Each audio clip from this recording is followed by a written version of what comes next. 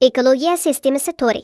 Hayotlikning o'zaro bog'lanishi. Tabiat dunyosida har bir jonliq yolg'iz mavjud emas, balki murakkab ekologiyalik sistema to'ri orqali o'zaro tutashtiriladi. Buning ichida ishlab chiqarguvchi, iste'molchi va parchalag'uvchi modda aylanishining oshqushliq zanjirini shakllantiradi. Ishlab chiqarguvchilar, masalan, o'simlik va yusillar quyosh energiyasidan foydalanib fotosintez elib berib, organik moddalarni hosil qilib, ekologiya sistemasini energiya bilan ta'minlaydi. İste'molchilar, jumladan o'txo'r hayvonlar va go'shtxo'r hayvonlar ishlab chiqarguvchilar yoki boshqa iste'molchilarga tayinib energiyaga erishadi.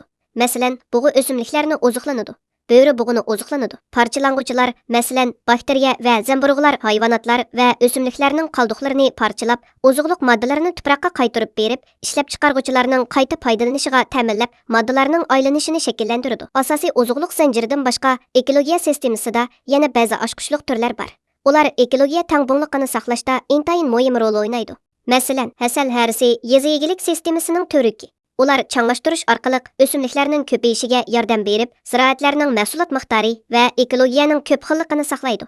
Agar hasal harisi azaysa, nurg'un mevalik daraxtlar, ko'ktat qatorliq ziroatlarning mahsulot miqdori zo'r darajada tovanlab, butkul yezi egilik sistemasiga ta'sir ko'rsatadi. Jumla ekologiya injeneri deb ataladi. Ular to'shib kolash orqali tuproqning havo o'tishchanligini yaxshilab, urug'ning tarqalishiga yordam beradi.